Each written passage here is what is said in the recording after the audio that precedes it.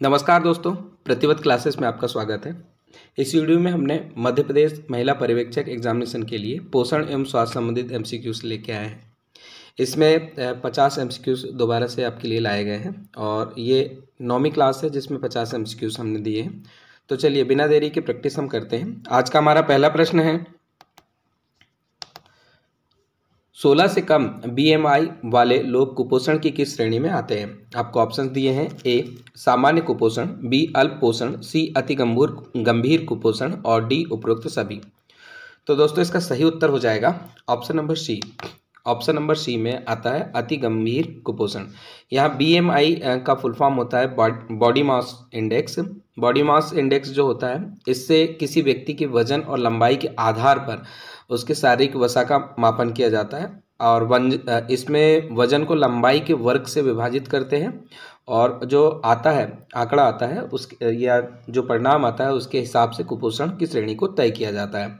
तो 16 से कम बीएमआई वाले लोग जो कुपोषण की अति गंभीर श्रेणी के अंतर्गत आते हैं। अगला प्रश्न हम देखेंगे, मुख्य रूप से कार्बोहाइड्रेट के कितने रूप पाए जाते हैं? ऑप्शन दिया है 1, ऑप्शन बी है 2, सी 4, डी 3। तो दोस्तों सही उत्तर इसका ऑप्शन नंबर डी हो जाएगा 3।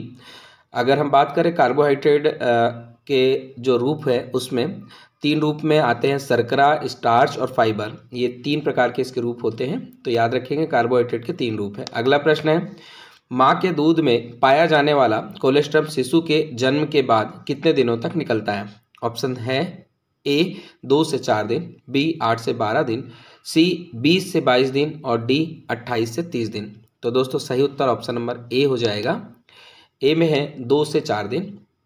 जो माँ के दूध में पाया जाने वाला कोलेस्ट्रम शिशु के जन्म के बाद 2 से 4 दिन तक निकलते रहता है और ये बच्चों में प्रतिरोधक क्षमता को बढ़ाने के लिए अत्यंत जरूरी होता है, इसलिए माँ का दूध पिलाना चाहिए। अगला प्रश्न है, किस अभियान का मुख्य उद्देश्य स्कूली बच्चों के बीच पोषण स्तर में सुधार करना है? आपको इसमें ऑप्शन दिए हैं। ए पोषण अभियान, बी एकीकृत बाल विकास सेवा योजना, सी मध्याह्न भोजन योजना और डी कुपोषण मुक्त भारत। तो दोस्तों इसका सही उत्तर हो जाएगा ऑप्शन नंबर सी, मध्याह्न भोजन योजना। मध्याह्न भोजन योजना जो अभियान चालू किया गया था, इसके तहत दोपहर के समय स्कूल के बच्चों के बीच में भोजन बंटवाया जाता है। इसमें जो बच्चों को भोजन देने का एक ही रीजन है, स्कूली बच्चों के बीच में पोषण स्तर में सुधार हो। अगला प्रश्न देखेंगे, SAM का पूरा नाम है, तो SAM का पूरा नाम क्या है? ऑप्शन ए है गंभीर एल्बुमिन प्रकटन, बी है गंभीर तीक्ष्ण कुपोषण, सी गंभीर एटोपिक कुपोषण और डी इनमें से कोई नहीं। तो दोस्तों पहले तो इसे SAM को हम समझ लेते हैं। SAM जो है उसका मतलब है सेवर एक्यूट मालन्यूट्रिशन, जिसका उपयोग भोजन की खपत में वर्तमान या हाल ही में कमी का वर्णन करने के लिए किया जाता है, जिसके परिणाम स्वरूप वेस्टिंग यानी कि मांसपेशियों की हानि या एडिमा नामक जो समस्या होती है उसको मापा जाता है। तो यहाँ पे SAM का फुल फॉर्म अगर पूछ रहा है तो इसका सही उत्तर हो जाएगा ऑप्शन नंबर बी, गंभीर तीक्ष्ण और कुपोषण यानी सीवियर एक्यूट और मालन्यूट्रिशन। अगला प्रश्न हम देखेंगे, किस खनिज तत्व की कमी से रक्त क्षीणता, संयोजी ऊतकों और रुधिर वाहिनियों की दुर्बलता जैसी समस्याएं हो सकती है? आपको ऑप्शन दिया है। ए तांबा, बी क्लोरीन, सी आयोडीन और डी इनमें से कोई नहीं। सही उत्तर ऑप्शन नंबर ए हो जाएगा तांबा। तांबा तत्व की कमी से रक्त क्षीणता, संयोजी ऊतकों और रुधिर वाहिनियों की दुर्बलता जैसी समस्याएं हो सकती है। अगला प्रश्न है, वैश्विक भूख सूचकांक रिपोर्ट 2023 के अनुसार कुपोषण की स्थिति में भारत का स्थान क्या है? तो ये 2023 की रिपोर्ट के आधार पर बताना है। ऑप्शन दिया है। ए 111वां, बी 108वां, सी 109वां और डी 110वां। तो दोस्तों इसका सही उत्तर ऑप्शन नंबर ए हो जाएगा 111वां। जो वर्ष 2023 की रिपोर्ट जारी हुई थी उसके अनुसार भारत का जो स्थान है कुपोषण की स्थिति में 111वां है और वैश्विक भूख सूचकांक यानी ग्लोबल हंगर इंडेक्स 2024 की रिपोर्ट के मुताबिक भारत 127 देशों में से 105वें स्थान पर रहा और यह रिपोर्ट कंसर्न वर्ल्ड वाइड और हैंगरफील्ड ने जारी की। तो आप याद रखेंगे GHI जो इंडेक्स आया था 2024 जिसे जारी किया था कंसर्न वर्ल्ड वाइड और वेल्ट हंगरफील्ड ने, इसमें भारत का स्थान 105वां रहा है। अगला प्रश्न हम देखेंगे, भारत सरकार ने किस वर्ष को गहन नियमित टीकाकरण वर्ष घोषित किया है? ऑप्शन दिया है ए 2008, बी 2011, सी 2016 और डी 2012। सही उत्तर ऑप्शन नंबर डी हो जाएगा। 2012 को भारत सरकार ने गहन नियमित टीकाकरण वर्ष घोषित किया है। अगला प्रश्न है, साइनोकोबालमिन किस विटामिन का रासायनिक नाम है? तो आपको बताना है साइनोकोबालमिन किसका नाम है। ऑप्शन दिया है A vitamin B3, B vitamin B7, C vitamin B2 और डी विटामिन B12। इसका सही उत्तर हो जाएगा ऑप्शन नंबर डी, यानी विटामिन B12 को साइनोकोबालमिन कहा जाता है। अगला प्रश्न देखेंगे, एक वयस्क महिला को प्रतिदिन कितने ग्राम प्रोटीन की जरूरत होती है? आपको ऑप्शन दिए हैं ए 15 से 17 ग्राम, बी 32 से 33 ग्राम, सी 45 से 46 ग्राम और डी 60 से 62 ग्राम। सही उत्तर दोस्तों ऑप्शन नंबर सी हो जाएगा। 45 से 40 ग्राम जो प्रोटीन की मात्रा होती है एक वयस्क महिला को अत्यंत जरूरी होती है। अगला प्रश्न देखेंगे, डेंगू बुखार के फैलने का मुख्य कारण है? ऑप्शन दिए हैं ए जीवाणु, बी विषाणु, सी प्लाज्मोडियम और डी उपरोक्त सभी। तो दोस्तों सही उत्तर ऑप्शन नंबर बी हो जाएगा, विषाणु। डेंगू जो बुखार फैलता है विषाणु के कारण फैलता है, वायरस के कारण फैलता है। अगला प्रश्न है, शरीर में प्रोटीन और ऊर्जा की उपलब्धता और अपर्याप्त अवशोषण को कहा जाता है? ऑप्शन दिया है ए प्रोटीन ऊर्जा कुपोषण, बी प्रोटीन की अधिकता कुपोषण, सी पेप्सिन एंजाइम कुपोषण और डी पेप्सिन ऊर्जा कुपोषण। सही उत्तर ऑप्शन नंबर ए हो जाएगा, प्रोटीन ऊर्जा कुपोषण। शरीर में प्रोटीन और ऊर्जा की उपलब्धता और अपर्याप्त अवशोषण को कहा जाता है प्रोटीन ऊर्जा कुपोषण। अगला प्रश्न है, भारत सरकार ने किस वर्ष तक कुपोषण मुक्त भारत सुनिश्चित करने के लिए राष्ट्रीय पोषण मिशन यानी NNM या पोषण अभियान प्रारंभ किया? तो दोस्तों इसका सही उत्तर आपको खोजना है। ऑप्शन है ए 2022, बी 2019, सी 2024 और डी 2026। सही उत्तर ऑप्शन नंबर ए हो जाएगा, 2022 तक। भारत सरकार ने वर्ष 2022 तक कुपोषण मुक्त भारत सुनिश्चित करने के लिए राष्ट्रीय पोषण मिशन यानी NNM आरंभ किया था। अगला प्रश्न देखेंगे, निम्न में से किसमें पाचक रस नहीं बनता है? ऑप्शन दिया है ए अग्नाशय, बी अमाशय, सी वृक्क और डी यकृत। तो सही उत्तर ऑप्शन नंबर सी हो जाएगा, वृक्क। वृक्क आपके शरीर में जो अपशिष्ट पदार्थ उसको छानने का काम करता है। इसके अलावा पाचक रस अग्नाशय, अमाशय और यकृत में बनता है। अगला प्रश्न हम देखेंगे, निम्न में से कौन सा रोग वसा की कमी से हो सकता है? ऑप्शन ए कमजोरी प्रतिरक्षा प्रणाली, बी हार्मोनल असंतुलन, सी ए और बी दोनों और डी त्वचा का कैंसर।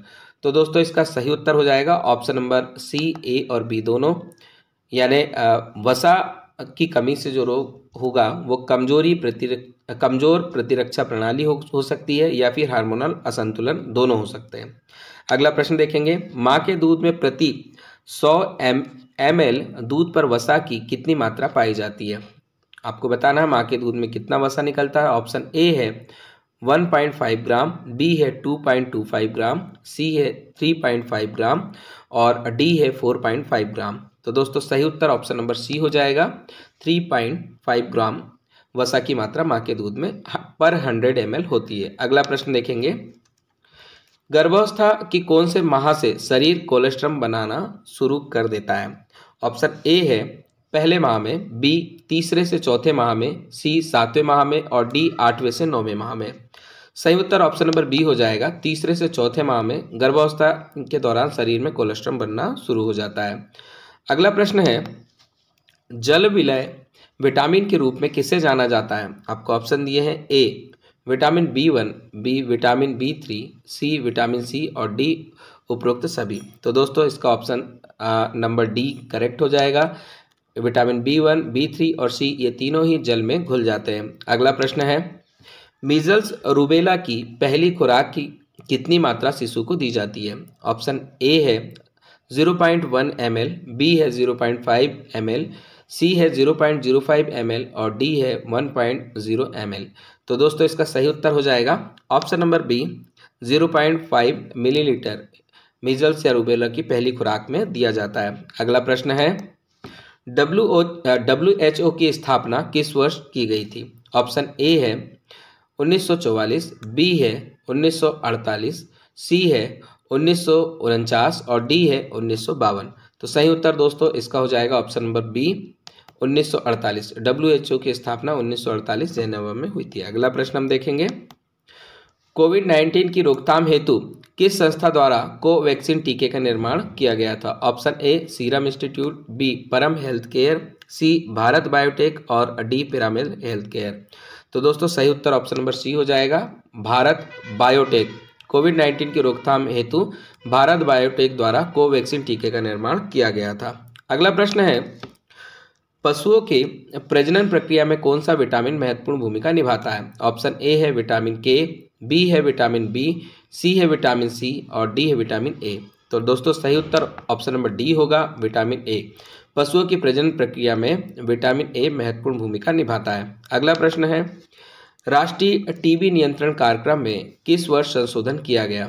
ऑप्शन दिए हैं ए 1989, बी 1997, सी 1991 और डी 1992। तो दोस्तों सही उत्तर इसका ऑप्शन नंबर डी हो जाएगा। ऑप्शन नंबर डी में है 1992। 1992 में राष्ट्रीय टीबी नियंत्रण कार्यक्रम में संशोधन किया गया। अगला प्रश्न देखेंगे, बच्चों में कुपोषण की कौन सी स्क्रीनिंग की विधियां हैं? ऑप्शन है ए मध्य भुजा परिधि, बी लंबाई और वजन, सी नैदानिक और प्रयोगशाला परीक्षण और डी उपरोक्त सभी। तो दोस्तों सही उत्तर ऑप्शन नंबर डी होगा, उपरोक्त सभी। यानी बच्चों में कुपोषण को मापने के लिए या देखने के लिए मध्य भुजा परिधि को काउंट करते हैं, साथ में लंबाई और वजन का माप करते हैं और नैदानिक और प्रयोगशाला परीक्षण भी किया जाते हैं। अगला प्रश्न देखेंगे, कार्टिसोल का बढ़ा हुआ स्तर वृद्धि हार्मोन की कमी कर देता है जिससे बच्चा हो जाता है। तो बच्चे को क्या हो जाता है बताना है। ऑप्शन ए क्षय रोग से पीड़ित, बी वृद्धि रोग से पीड़ित, डी मोटापाग्रस्त और सी है मोटापाग्रस्त और डी है उपरोक्त सभी। तो दोस्तों सही उत्तर हो जाएगा ऑप्शन नंबर बी वृद्धि रोग से पीड़ित। अगर कार्टिसोल का बढ़ा हुआ स्तर होता है तो वृद्धि हार्मोन की कमी हो जाती है जिससे वृद्धि कम होने लगती है। अगला प्रश्न देखेंगे, गैलेक्टोज निम्न में से किसका सर्वश्रेष्ठ उदाहरण है? Option A monosaccharide, B disaccharide, C A और बी दोनों और डी इनमें से कोई नहीं। सही उत्तर ऑप्शन नंबर ए हो जाएगा, मोनोसेक्राइड का उदाहरण है गैलेक्टोज। अगला प्रश्न है, गर्भावस्था के दौरान गर्भवती महिला का मानक वजन कितने तक बढ़ जाता है? ऑप्शन ए है 11 से 13 किलोग्राम, बी 2 से 4 किलोग्राम, सी 4 से 6 किलोग्राम और डी 7 से 8 किलोग्राम। तो दोस्तों सही उत्तर ऑप्शन नंबर ए होगा, गर्भावस्था के दौरान किसी भी गर्भवती महिला का जो मानक वजन होता है वो 11 से 13 किलोग्राम तक बढ़ जाता है। अगला प्रश्न है, राष्ट्रीय दृष्टिहीनता नियंत्रण कार्यक्रम किस वर्ष शुरू किया गया? ऑप्शन ए 1984, बी 1978, सी 1981 और डी 1976। तो इसका सही उत्तर ऑप्शन नंबर डी हो जाएगा 1976। राष्ट्रीय दृष्टिहीनता नियंत्रण कार्यक्रम 1976 से स्टार्ट किया गया। अगला प्रश्न है, संयुक्त राष्ट्र विकास कार्यक्रम की स्थापना कब की गई थी? ऑप्शन दिया है ए 1966, बी 1967, सी 1968 और डी 1970।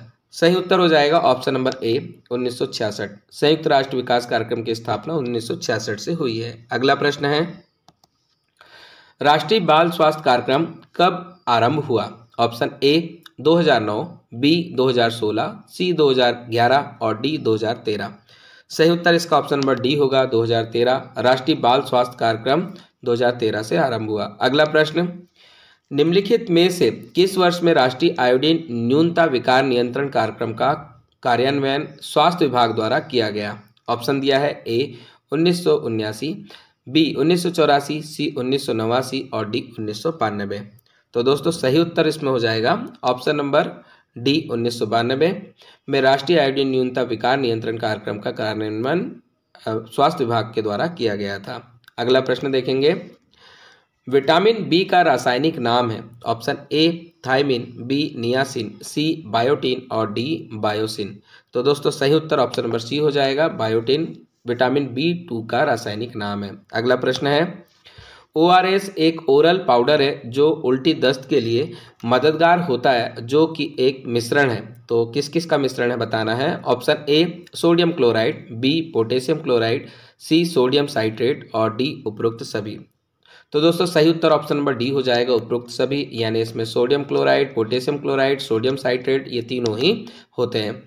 अगला प्रश्न है, डिप्थीरिया, टेटनस और काली खांसी के लिए प्रयुक्त होने वाला संयुक्त टीका कौन सा है?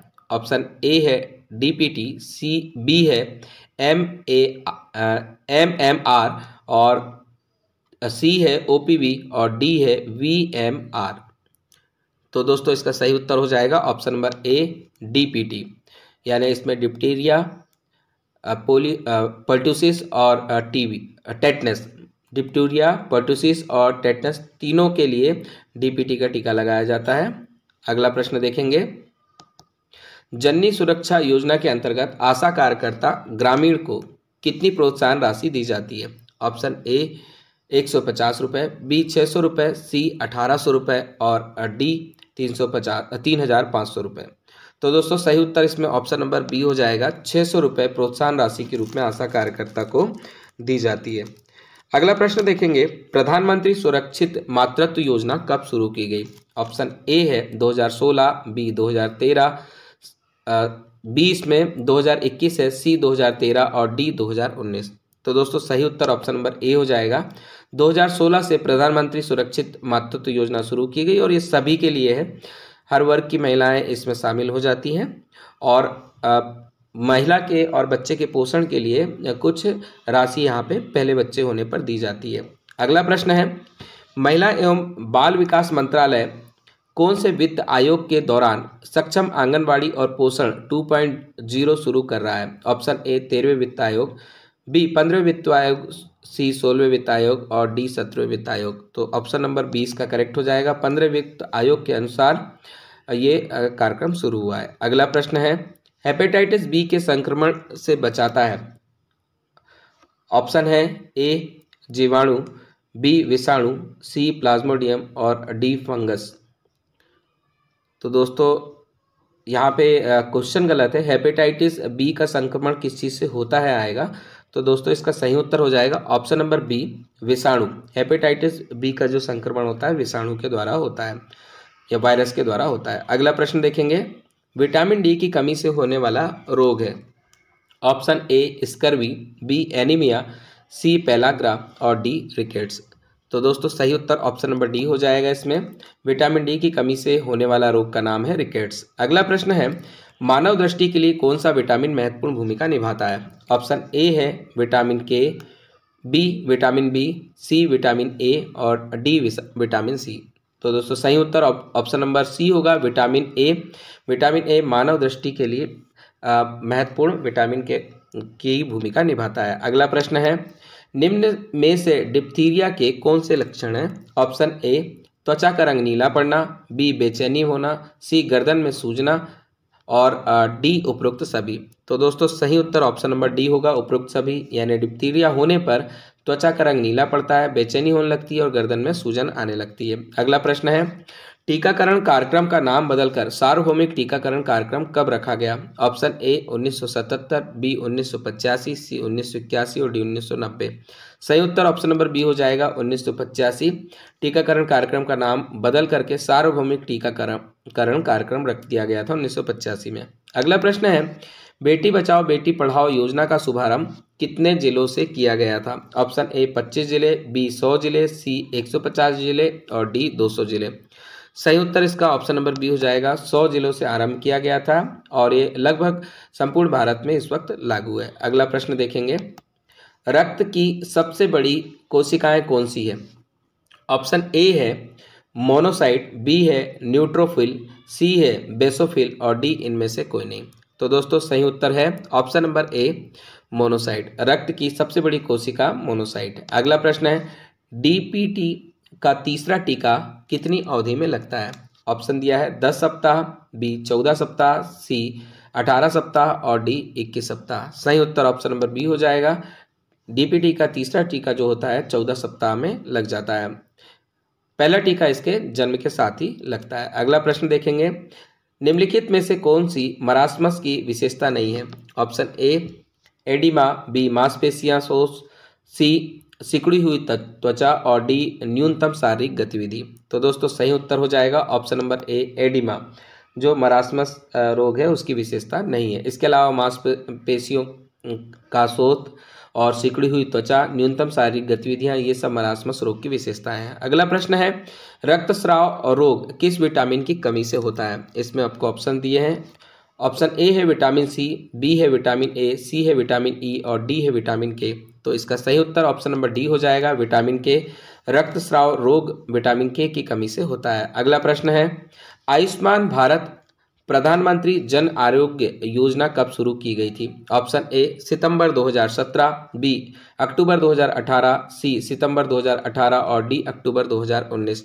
तो दोस्तों सही उत्तर हो जाएगा ऑप्शन नंबर सी, सितंबर 2018 में आयुष्मान भारत प्रधानमंत्री जन आरोग्य योजना की शुरुआत की गई थी। अगला प्रश्न है, 2 वर्ष की आयु पूर्ण होने पर शिशु को कौन सा टीका दिया जाता है? ऑप्शन ए है BCG1, बी खसरा, सी OPV सेकेंड और डी है टाइफाइड का टीका।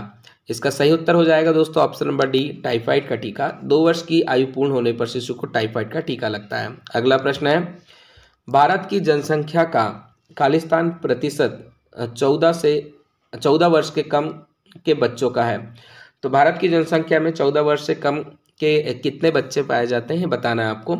ऑप्शन ए है 20%, बी 45%, सी 15% और डी 40%। तो दोस्तों इसका सही उत्तर हो जाएगा ऑप्शन नंबर डी, भारत की जनसंख्या, कुल जनसंख्या का जो 14 वर्ष से कम उम्र के जो बच्चे हैं वो 40% तक के बच्चे यहाँ पे पाए जाते हैं। इसका सही उत्तर हो जाएगा ऑप्शन नंबर डी। तो दोस्तों ये हमारा आज का अंतिम प्रश्न था। इसी तरह से आप हमारे साथ लगातार प्रैक्टिस करें और परीक्षा अत्यधिक निकट है, बाकी के अन्य वीडियो भी आप जरूर देखें। धन्यवाद। जय हिंद।